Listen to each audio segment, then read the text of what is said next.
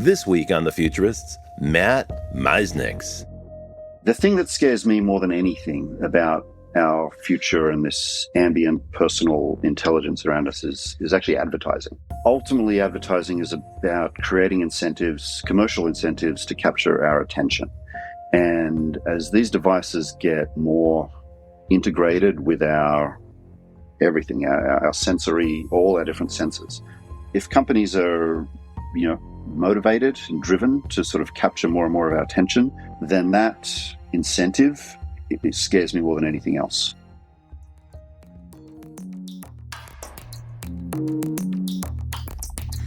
Hey there, welcome back to The Futurists. I'm Robert Tursek. I am the co-host of this show. And this week, my partner Brett is working in Dubai, where he's spending an awful lot of time working on our next big event there, which will be coming up next year. In the meantime, I'm flying solo here today, returning to a topic I've been interested in for a number of years, which is building accurate representations of the world that we live in.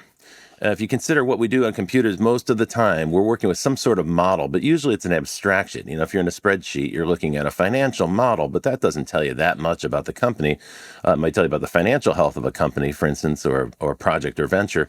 But it doesn't really give you a very good picture of what that organization looks like. And there's been a mission underway now for more than 30 years to build high-fidelity 3D representations of the world around us.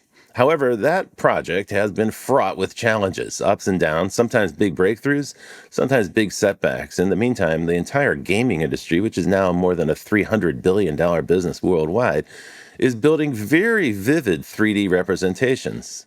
Today, I'm excited because we have a guest on The Futurist who's been involved in every aspect of building 3D simulations of the world, and now he's working on something that I find fascinating, which is merging that 3D representation with artificial intelligence. So let's have a big warm welcome from Matt Miesnieks, who is the CEO of a new company called Primate AI. Welcome to the show. Hi, Matt. Great to see you. Hi, thank you. Thanks for having me. This is one of my favorite excited to have you here because this is a topic that I would call kind of like a frontier zone for most people. Yeah. In the sense that there's been a tremendous amount of noise about artificial intelligence in the last 3 years. Now that ChatGPT is 3 years old and, 800 million people are using it, so it's a real thing. But even there, I think we probably both would agree that large language models are limited in certain respects. And some of the reasons they're limited is that they have a very flawed understanding of the real world. Everything you're dealing with when you're dealing with an AI of that sort, like a chatbot of that sort, is an abstraction. Yes, it's read everything on the internet. It's absorbed all the knowledge of the internet, but doesn't have any real world experience. And as a result, you see this, for instance, with video and images that are generated by AI. Often they get the physics wrong, and what that reveals to us is that there's no real understanding of the world. There's no real understanding of the physics there. This is a thing that's working as an abstraction. What someone said to me, it's like when somebody tells you a story that they've heard secondhand. That's kind of the conversation you have with an LLM. It has no real firsthand experience, so everything it tells you about is a little bit abstract because it hasn't really lived it itself. You're working to change that, though. So your vision is that we can combine AI with a really vivid representation of the 3D world that we live in. Is that right? What we're working on now with Primate is along those lines. It's a high level of abstraction in that, I agree with you with LLMs are like a secondhand knowledge, or I kind of like to think of them as like the brain in a jar, like in a science fiction movie. They know everything, but they also know nothing about the world. And we, like people, animals, we understand the world conceptually, not with language. Yann, LeCun, the former chief of AI at Facebook, refers to as like an intuitive physics.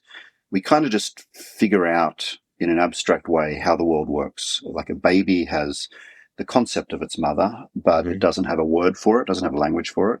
And even now, if I ask anyone to say, look, remember your mother, think about your mother, a language model, like even a video language model or an image generating language model, will give you an image like with every pixel, like the way your hair's done, everything in the background, like everything is there. But that's not how we remember. Like I remember my mum, but it's just like the idea of her, and there's nothing in the background. I don't really know what she's wearing or anything. So that is like a high level of abstraction about how the world works, and that mental model of the physical world, I think is closer to to how biological life has learnt to navigate the physical world, and we're very interested in that problem with Primate. We called the company Primate for that reason, because it's a more of a biological type of learning Right. So than. you're interested in the way primates create mental constructs or mental concepts, and then you're going to see if you can build a piece of software that replicates that thought process. Very much so, yeah. And it ties back to the 3D and the computer vision stuff I've been working on, just with that, I guess, that bet that our perception is where biological intelligence started from, whether that's, sight or smell or anything. And we think that's the place to start sort of unlocking an ability to understand the big physical world. Now, how is that going to be an improvement over the current approaches to artificial intelligence? The problem that you touched on, on the introduction, is that the world is big and messy, and you can have a language model that reads everything on the internet, and that's like, I don't know, there's 100,000, 150, couple 100,000 English words. So with a vocabulary trained on that size vocabulary, you can kind of string them together to write any poem, write any essay, solve any businessy type problem. But when you look at what's the number of things that might happen in the world, anywhere, at any time, under any conditions, it's sort of becomes almost an infinite vocabulary of things that you'd need to train a language model on. So what that's led to today is these, vision language models or vision language action models for robots, and now some of a particular type of world model. You end up just having to throw insane amounts of data. They're getting exceptionally large, and then there isn't enough data to capture all the random things. So you've got this whole industry of simulation data to try and simulate unusual situations, and then you come back and plug those holes with reinforcement learning as you encounter new scenarios, and you end up with this giant, expensive, heavy model that still can't handle a scenario that it's never encountered before. So our bet, and it's also what Yann LeCun has been advocating for, and many others are starting to come around to that point of view, is that LLMs are never going to solve that problem. They just it's the wrong approach, and you need a entirely new way to learn that can handle situations in the world that the model has never encountered before. Now, I know quite a few folks who work with LLMs, and they're very bullish on this. Their feeling is LLMs can handle anything. What do you say to someone like that when you have a conversation with them? What do you propose to do that's different than what they believe they can accomplish with an LLM? I mean, the question is more around how general do you want your model or your device, your robot, your car, whatever, to be able to handle. If you're building like I don't know, a robot to work in a factory, then that's a reasonably constrained environment, and there's a reasonably constrained number of things that might happen in that factory. And language models or generative models are going to be able to do a pretty good job within the number of things there. But when you start thinking about like a completely general purpose AI, and that could be an AI in your glasses that literally could go anywhere you go at any time, or the general purpose robots, or drones that might go anywhere. You run into that problem of there's just too many things that might happen, and ultimately, for language models to handle that, they need to be big, trillions of parameters to even do an okay job. The hardware is always going to be limited by battery power, basically. And so the demand for just things to work is always for smaller and smaller models. So those two tensions of LLMs needing to be really big to handle general scenarios, and devices needing to be low power to be able to just work all day, is why our bet is that LLMs are not going to be able to get there ultimately. Okay, so you're They'll work talking for a about a while. completely different architecture for artificial intelligence. Yes. And what do you call this architecture?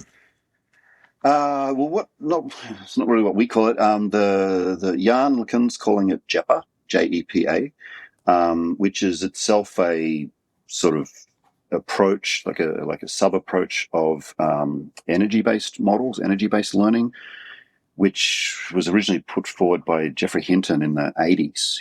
And so this JEPA isn't a specific model. It's not a product or anything. It's just like a way of learning in the way that generative AI is a way of learning. And so there's lots and lots of different companies built on JEPA.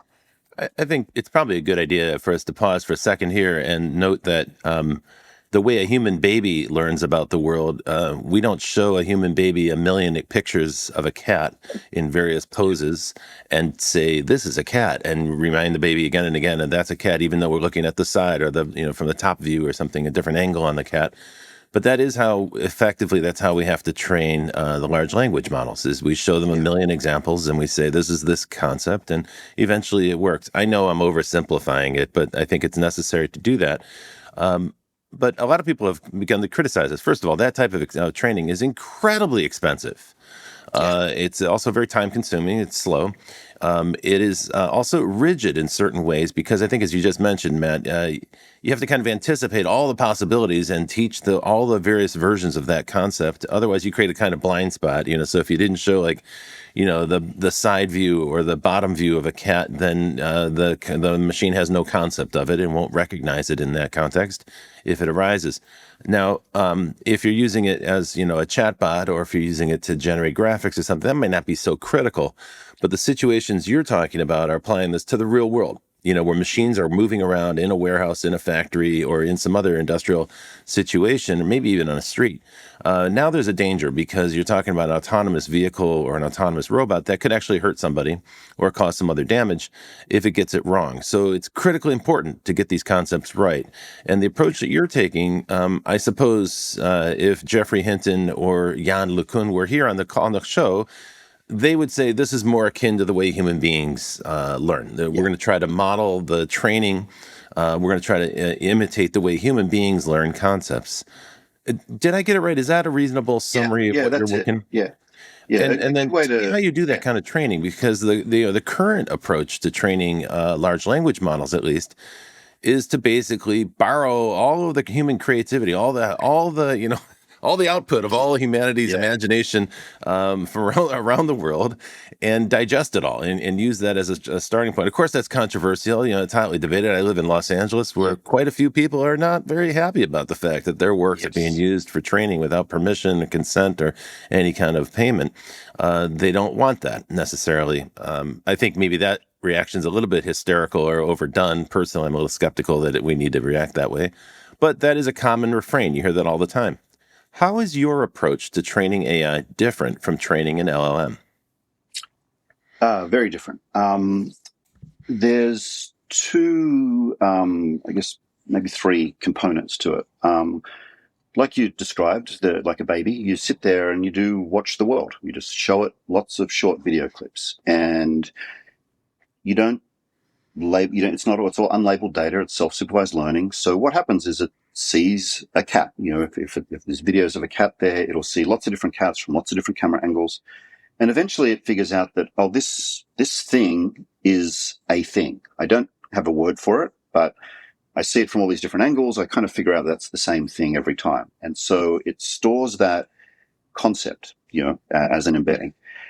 It learns things like actions. It doesn't just learn like an object of a cat. It might learn the idea of jumping or, throwing, or these sort of time, things that happen over time. And it learns that as another concept. Again, it doesn't have words for it.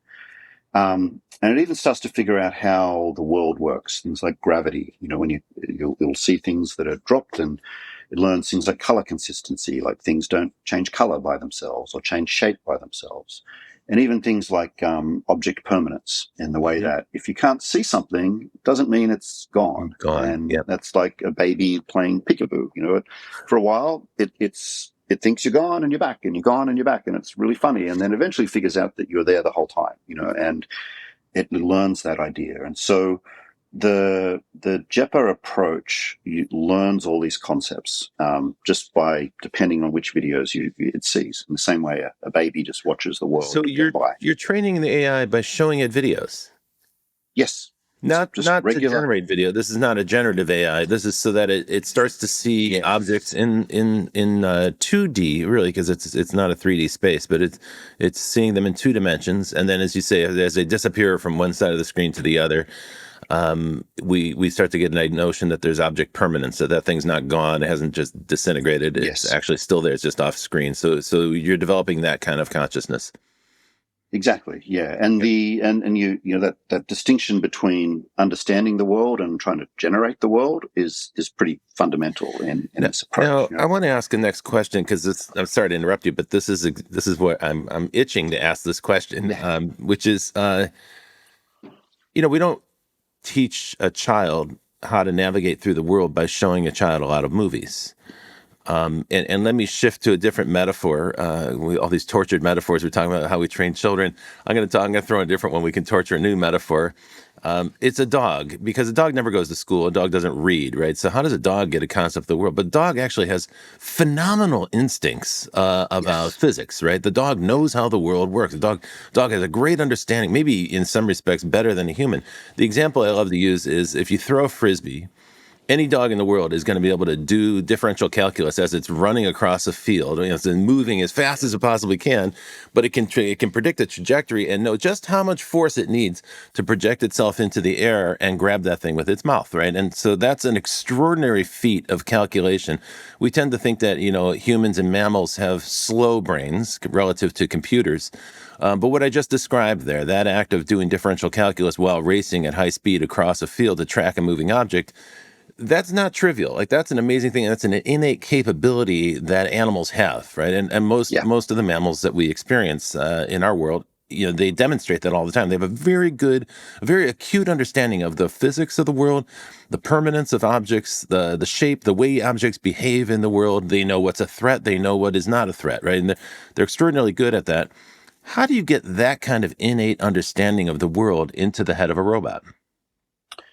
Basically the way I just described, like by just watching things. I mean, what we're starting with is just vision. So we're just like watching the world. We're not figuring out how to act, on the world yet. That's coming later. But that sense of, watching lots of frisbees getting thrown, maybe learning how to walk, learning how to run, stumbling. What a good sort of distinction would be today. To get a robot to cross the street is pretty much an impossible job. Like a humanoid robot to cross the street, it's still kind of unsolved. But the way it would be solved today is a whole stack of different models. Like Waymo does in a car. And if there's a car coming down the street, it will look at that scene. It will try and recognize all the objects on that scene. It'll try and get 3D depth estimation of the scene. It'll track the car over multiple frames. It'll calculate the speed of the car, maybe its size, and get a sense of momentum and how quickly it might stop, and do all these like precise calculations to say, is it safe to cross the street? And that's like layers and layers and layers of artificial intelligence to try and get to that decision. You take a kid, like a 5-year-old kid, and you cross the street with it 10 times, it will not know what speed the car is going. It won't really have any concept of momentum, apart from it's done this a bunch of times. It knows roughly what happens, and it can basically say safe or not safe, with some margin of error based on, the kid's risk tolerance, I guess. But that intuitive sense of how to cross the street without knowing all of the maths and physics and depth and understanding everything in the scene is the way JEPA learns. It learns that these ideas that are abstracted away from everything in the background. So in the case of crossing the street, it would have the idea of a street, a car, roughly how quickly that car is going, maybe based on the size of it from what it's seen before, and it would know that it's safe or not. So that's a kind of that you're sort of abstracting away all of those layers that today's models have to build upon to get an intuitive sense of the world. Now, you mentioned Waymo cars. So with robot vehicles, this is a problem they've had to tackle now for a good 20 years. This is not Yeah, a new set of challenges. What's remarkable to me is it's working. Those Waymo cars are yeah, excellent. Now we finally have them in Los Angeles. I love it. When I go to San Francisco, I never take a regular cab yeah. Me anymore too. or an Uber because it's so much better in a way. In a Waymo, it's funny. I hesitate to say that because I don't want to be one of these people who's promoting robots take over the world. But it is quite remarkable. The first time when you get into one of those robot vehicles, there's a tentative moment. You're like, will this actually Yeah, work? And the steering wheel turns by itself and so on. But it's remarkable how quickly we get accustomed to that and we immediately take it for granted. And then we yeah, forget about it. Then you feel very yeah. comfortable in the car.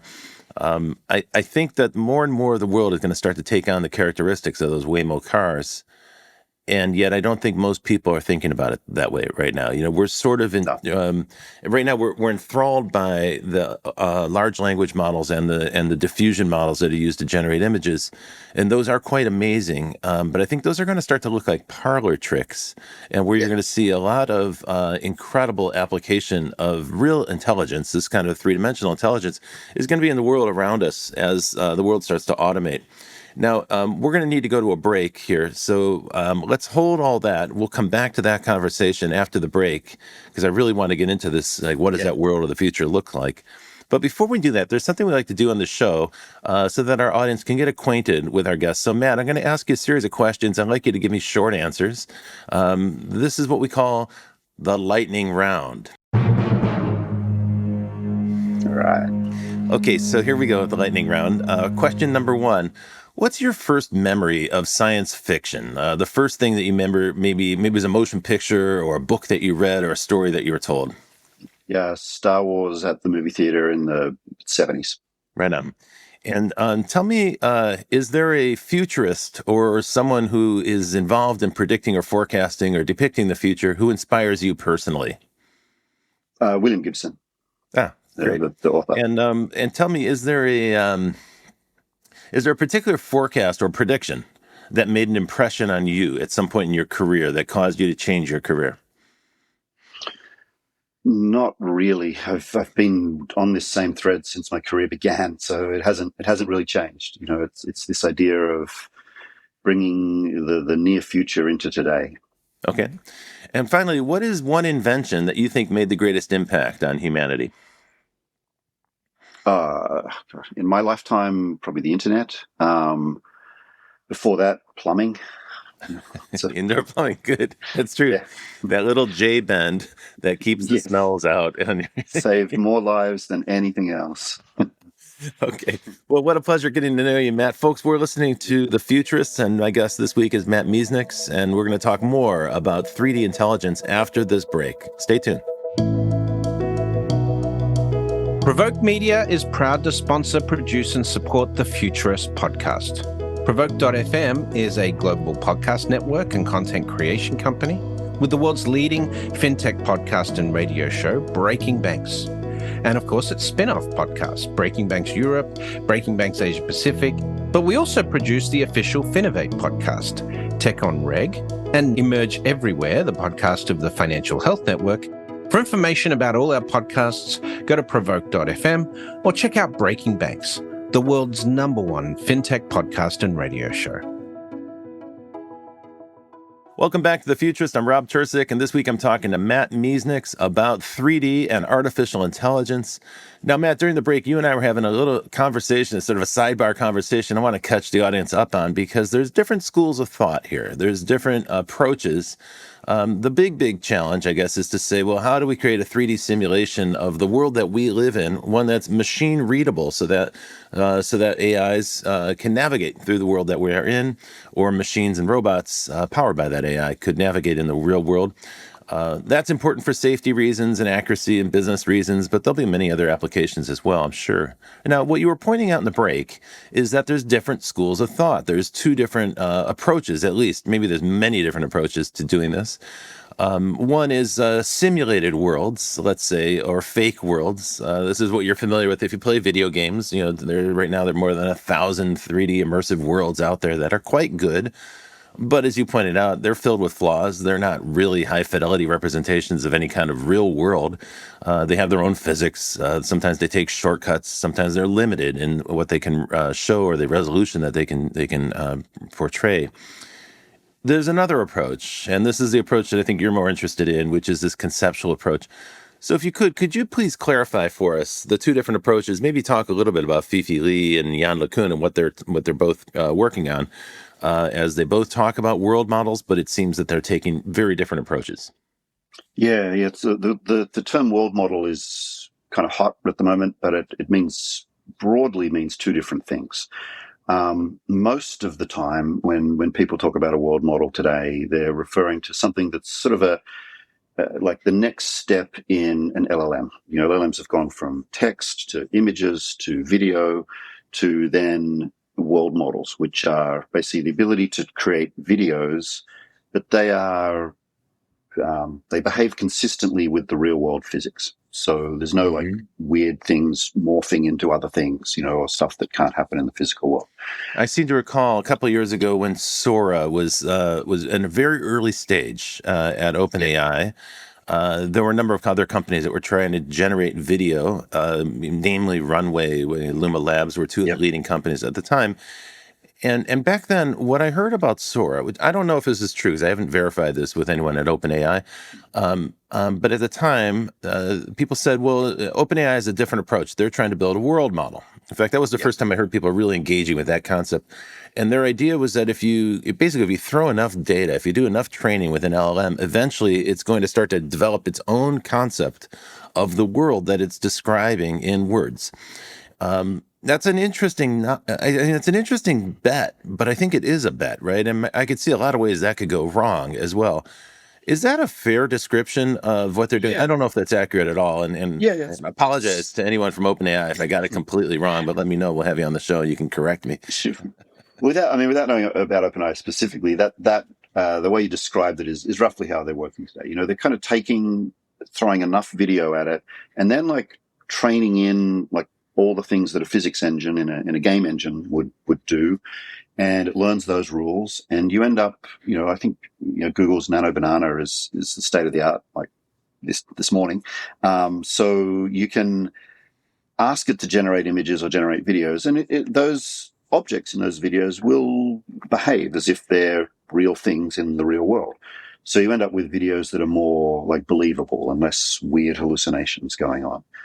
The use of the output of those systems is the more interesting question, I think. Like, you can do stuff to look at, you can maybe do things for entertainment and playing games and things, but how do you use them to make your life better? Like, how does a robot use this output in order to, do your dishes and stuff? Because it's sheer fiction, right? That's completely made up. It's generated. It's completely generated, but you can generate like lots of synthetic scenes, like lots of different dishes and different sinks and things, and then take all that data and. But you wouldn't use it to drive a car through a city, for instance, with other vehicles on the road. You might use it to generate weird scenarios in cities that would be hard to catch by accident, so you explicitly. Right. So, but the problem is you have to kind of think about what's all the weird scenarios that it might ever encounter, and now run these world models to generate all those scenarios to then use as training, like for another model for that drives the car. And it's complicated, it's expensive, and you'll never be able to think of every scenario. But that's kind of where world models are hyped up today, beyond just entertainment into that simulation data. Okay, so that's the generative approach to world models. Yes. And you're proposing a different approach. I think what you mentioned earlier is that Yann LeCun, formerly of Facebook, is proposing a different approach to a world model. Tell me about that. Yeah. He's not the only person, but he's definitely been the most high profile and been at it for probably longer than most, and copying a lot of criticism and flack when everyone's making so much. He's a lightning rod for that. The other path. I think he enjoys the controversy. His thinking and what we're doing too is that, creatures that do exist in the physical world, people and animals and things, don't learn the world in that generative way. We learn it conceptually. Like, we learn the concepts of different things, but then more importantly, we learn the relationships between those concepts. Like we learn what a dog is, but then we sort of also learn things that dogs can do and things that dogs can't do. So the relationship between dogs and different verbs, and which verbs apply to dogs and which ones don't. And then that gets more and more sophisticated and abstract, and we learn concepts like, love and kindness and, philosophical concepts about the world as our knowledge and our intelligence grows. That's probably definitely an unsolved problem today, but it seems to be the idea that more and more people are coming around to that if we want to get to true artificial general intelligence, we need that type of understanding of the world. And so let me interrupt you with a question here. So in the second version that you're talking about, this idea where we teach or we expose a machine intelligence to examples, and it begins to kind of generalize concepts from those examples. It'll identify things and say, oh, I've seen that thing before. Oh, that thing moves in a certain way. Oh, that thing is the thing called a dog. Oh, and here comes another one of those things. It's a different looking dog, but it's got attributes that are similar. So it starts to, kind of create a set, I guess. So it's a system of labeling. You might even say it's like a semantic system or an ontology, right? Where it's starting to develop a system of understanding the relationships between these different objects in the world. And the advantage of that is that you don't have to pre-train it so that you have like the full inventory, you load it up with like all of the objects that exist in that world. That's exactly it. Instead, this system that you're describing can encounter something new. Even if it doesn't have a word for it, it can say, okay, hey, here's a new concept. There's this object in the sky that's moving, and it moves in a straight line in the sky. It's not a bird. Wonder what that object in the sky is. And it just sort of notices, and then over time, it'll start to develop an understanding that that's a thing called an airplane or a jet. And then eventually it'll start to recognize that. So this system you're describing can actually learn from the real world, as opposed to being trained in essentially in a school. The way you train LLMs right now, where you spend a year training the heck out of the thing, and then release it into the world. This one could actually go out into the world and respond dynamically to new events, encounter new concepts, start to formulate its understanding of the relationship of those concepts, and link that to interaction with other concepts that it already understands. Exactly. Now that sounds, first of all, fascinating, but secondly, it sounds very dangerous to me, and here's why.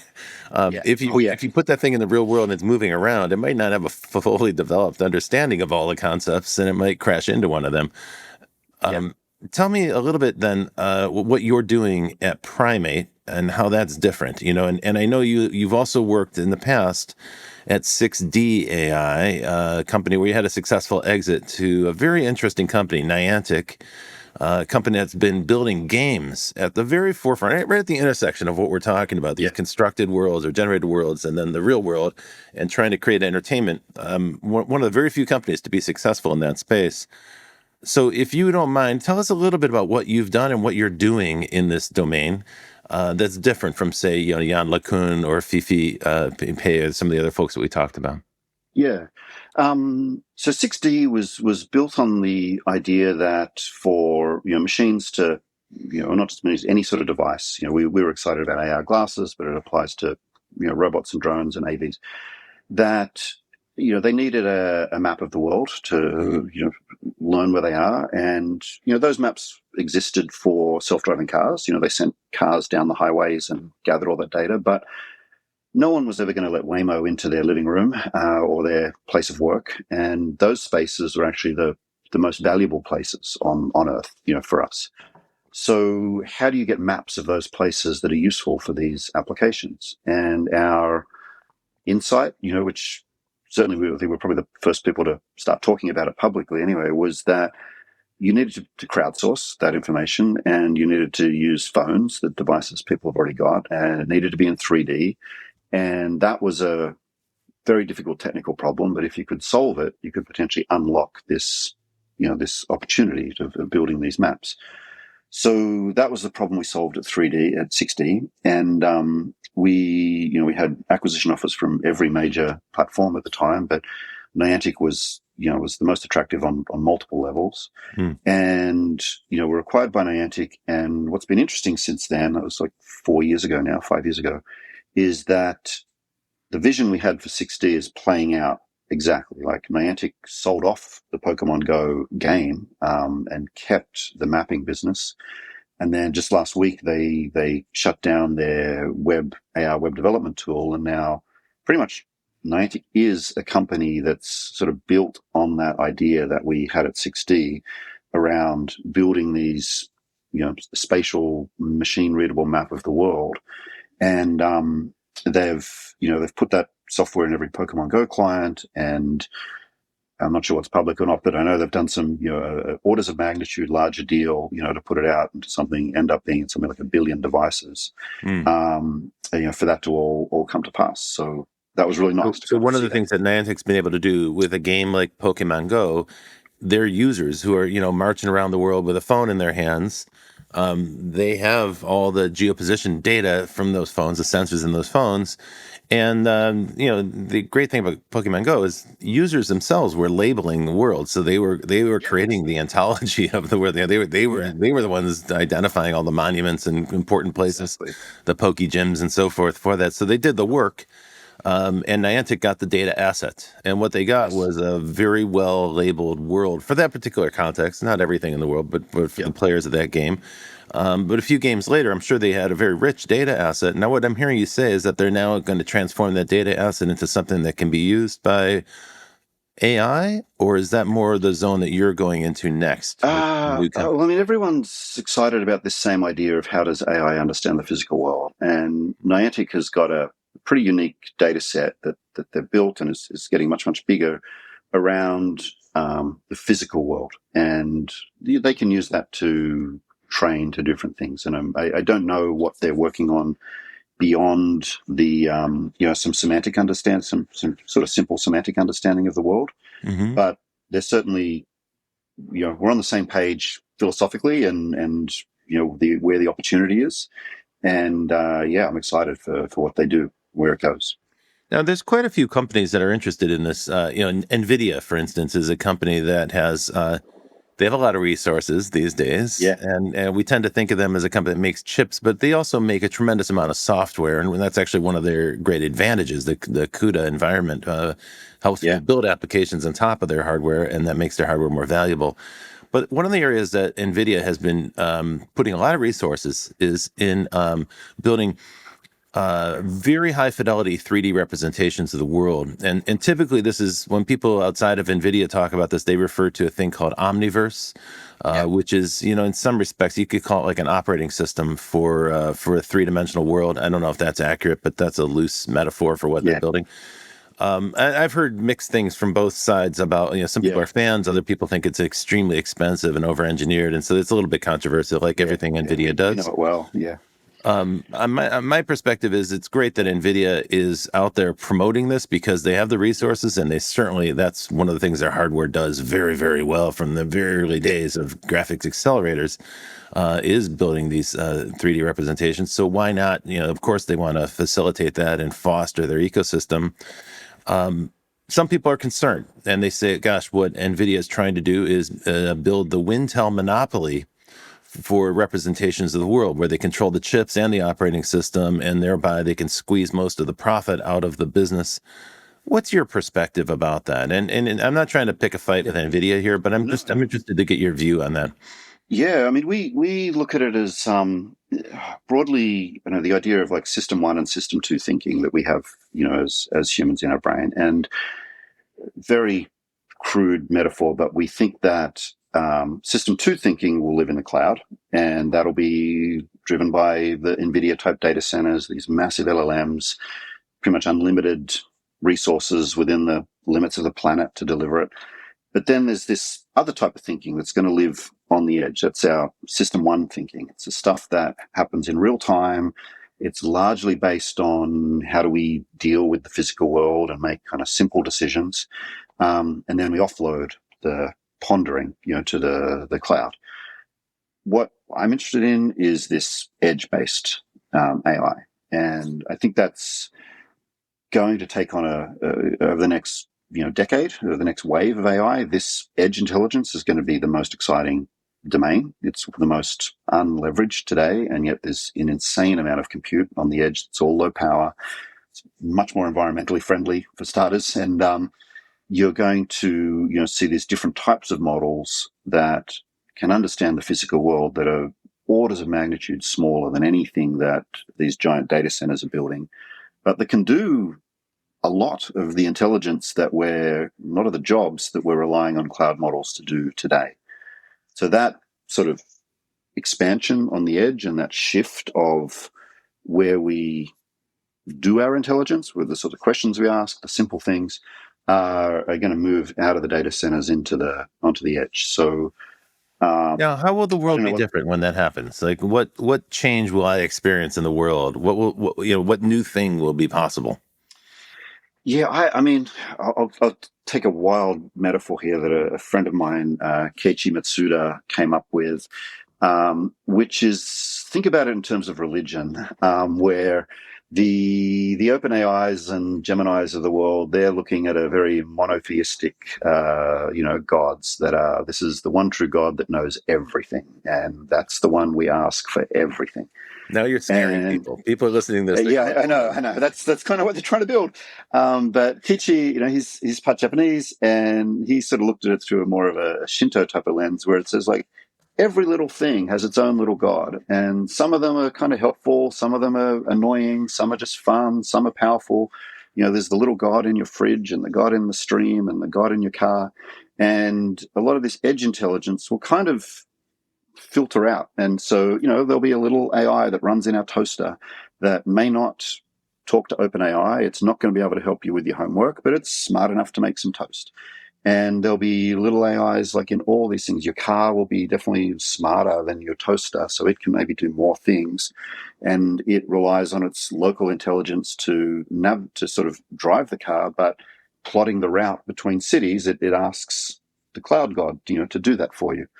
So I tend to like that idea of, distributed intelligence, and all of them have sort of slightly different capabilities depending on the device. But yeah, I don't like the idea of just trying to put everything in one place, and that's the intelligence we ask to do everything. Yes, this idea of these giant cloud intelligences. I mean, it seems pretty clear to me that cloud and AI are merging, right? That's not news. That's been the trend for the last 5 years. But if you follow that trend out far enough, then that introduces kind of risks. One is extreme concentration of power in an economy that depends on AI, and second one is actually a security risk, because all that concentration is a very attractive target for hackers as well. What you're describing is a more distributed approach, and not everything needs to be equally intelligent. In a way, I guess this is going to sound bad, but I'm guessing that it's like a little bit more of a naturalistic approach, or you begin with a better understanding of how the world works. And in a way, it's a throwback to animism, this idea that there's a little bit of grace in every living thing in the world. Like you said, there's little gods, there's a little god of the river and a little god of the tree and so forth. And these little divinities, here you're talking about little intelligence divinities that might be embedded in all the objects around us. How will that help people? Like, how would that help regular consuming people who buy blue jeans and sneakers and drive to work and take their kids to soccer? Yeah, I mean, it does kind of get philosophical and almost spiritual, type of thing. Is that if you've got, a voice in your head that you can talk to, and it gives you help, in whatever that is, that could be literally a voice that gives you some guidance to help, regulate your nervous system, or it could be advice saying, hey, the jeans are cheaper 2 doors down or something. All those types of real-time support that is there, sort of ambient in the world. I believe that if it's managed well, will be just a huge help to us. Okay, so if one way to think of it then is these different intelligences can communicate with each other, and they can update each other on situations. So, if there's like a robot or a autonomous vehicle that enters an area, all the intelligence that are there can say, hey, here's what's happening here, or here's what just transpired. So it kind of has instant awareness, situational awareness. That actually, there's a strong argument for this. there's a third group. We haven't talked a bit about this yet, but the Ray Kurzweil idea that humanity is going to merge with machine intelligence. When machine intelligence exceeds the ability for humans to think, we're going to start to merge with the computers. Now, this is a highly controversial view, and I'm not here to pitch singularity and so forth, but we haven't brought that up yet. The reason I'm bringing it up is that idea scares the hell out of me if those machine intelligences are dominated by 5 tech companies in Silicon Valley, because it means that you're going to basically opt into a feudal society. You're going to choose which giant, mega brain to plug into, and then they're going to control all of your experiences. And I realize I'm talking about 20 years in the future or some point in the future. This is a futuristic scenario. But what you just described, this idea of distributing a little bit of intelligence, just enough intelligence across the world to all these autonomous systems that are not all part of one giant mega brain, but rather lots and lots of little intelligence around the world. To me, that strikes me as a better freedom scenario, a scenario whereby we're not plugging into the mega brain, and that's kind of like the Borg scenario. That vision, we're all going to plug into Google's brain or OpenAI's brain. I think a lot of people would have trepidation around that. But this version that you're describing, where there's just enough intelligence scattered around all these devices that are around us, some we see, some we don't see. But when you walk into a grocery store, or when you go to a shopping mall, or when you're driving on the street, or when you're in the airport, there'll be enough intelligence there to give your own onboard intelligence or your smart devices situational awareness to understand what's happening. They'll know who you are, so there'll be less security concerns. There'll be a better understanding of that. Now, of course, the skeptic in me jumps to the surveillance state, the idea of surveillance capitalism, where we're constantly tracked. And that's certainly true on the internet. That is your experience every minute you're on the internet and every minute you're carrying a phone in your pocket. But it hasn't yet penetrated the real world, right? So when you're walking around the street, if you don't have your phone, you are still somewhat autonomous and somewhat anonymous, or at least you have the feeling of that. This would change that. This would be a world where you're constantly tracked. Kichi, same friend who came up with that metaphor before, he made a famous video about AR that just, I kept forgetting the name of it, but it was like everything becomes an ad in your field of view, and it was a horrific dystopian sort of warning. But the thing that scares me more than anything about our future and this ambient personal intelligence around us is actually advertising. Because ultimately advertising is about creating incentives, commercial incentives to capture our attention. And as these devices get more integrated with our everything, our sensory, all our different senses, if companies are, motivated and driven to sort of capture more and more of our attention, as opposed to make our lives better, then that incentive, it scares me more than anything else. I just think that's where surveillance capitalism, it's where the consolidation of power, like all of those things are sort of come down to this business model around attention capture, and that worries me. And I wish I had here's the answer to that, but Okay, so that's a scary scenario. In a way, it is like that nightmare video you talked about a moment ago, and we can't recall the name of, but the idea where everything is a point-based economy with incentives, and as you're moving through the world, you're on the bus and you're constantly scoring points and you're accumulating, behavior points and so forth.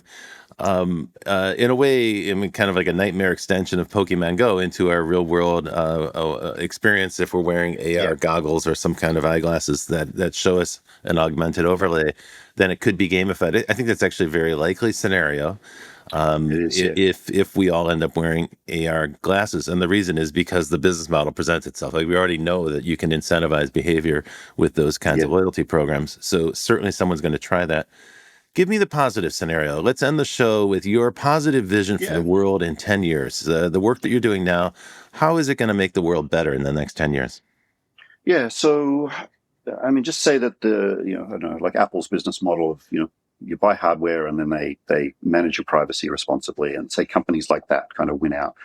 I think that what's exciting is we will have this literally like a voice in our ear, in our AirPods, or a little something in our glasses that literally helps us manage our lives. Not just here's a cheaper deal down the road, but, oh, I can tell you're stressed. We've talked about, these scenarios before. Here's some advice to take a few deep breaths before you respond. Here's some ways just to put yourself in a better state of mind to deal with whatever's in front of you in that point, like the conversation you're about to have. That that ability to, and then to do that at the edge where we're not like burning the planet to give you that information, I think is a way that we can live more, more connected, more engaged, more, more natural lives rather than getting sucked up and into the matrix and living this kind of entirely online life. And that, real world being the best place to be is, I think potentially these devices, these forthcoming devices, this, edge intelligence can make that happen. That's what I'm working towards. That's cool. That's a fun vision. I'm excited to see more and learn more as you progress. So definitely we'll have you back on the show when you've got some work to show us. Best of luck to you. Where can folks find out more about your work, Matt? Where can they find you on the web? Google my name. I'm the only Matt Miesnieks on Earth, so you'll find my, my social media. Primate, we're still in stealth, so we're not really sharing too much about that, but we will, and I'll announce it like on all my socials, my LinkedIn, my Twitter, my whatever it is. Wherever you find me, I'll post something. So super. That's the place. Well, it's been great having you on the show. Thank you for joining us on The Futurists. And folks, we'll be back next week with another person who is thinking about and shaping the future.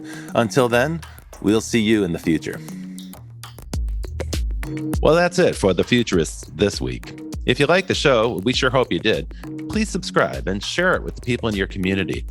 And don't forget to leave us a 5-star review. That really helps other people find the show. And you can ping us anytime on Instagram and Twitter at Futurist Podcast for the folks that you'd like to see on the show or the questions that you'd like us to ask. Thanks for joining. And as always, we'll see you in the future.